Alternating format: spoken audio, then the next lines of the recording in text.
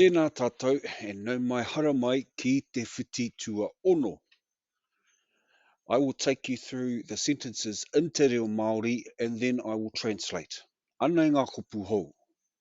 Homai kia hau, hoatu kia ia, hoatu kia hone.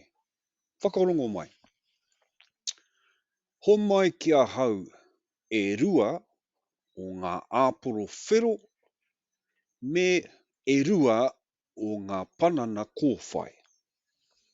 Homai kia hau e rua o ngā āporo whero me e rua o ngā panana kōwhai. Ka pai, let's go through the translating of the sentence. Homai kia hau.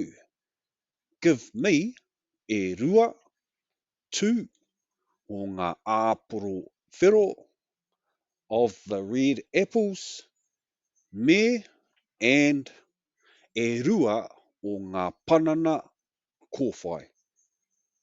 And two of the yellow bananas. Ka pai? Next sentence.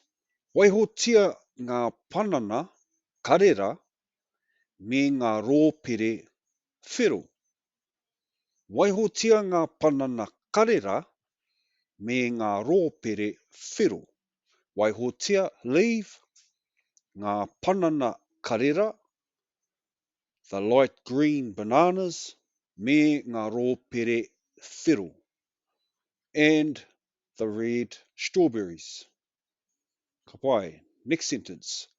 Hoatu kia hone e rima o ngā pāwa me kotahi te kaura. Hoatu kia hone e rima o ngā pāwa me kotahi te kaura.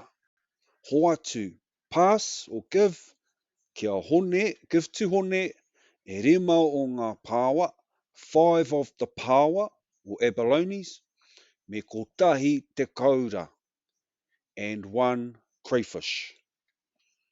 Next sentence. Homai kia hau te rewana me ngā āporo.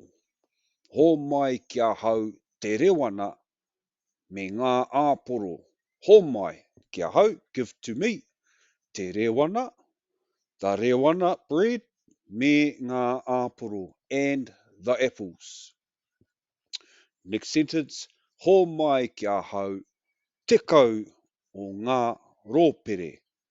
Homai kia hau te kau o ngā rōpere.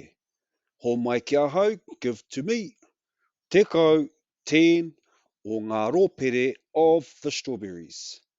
And our last sentence, hoatu kia roimata, te pene me ngā puka puka.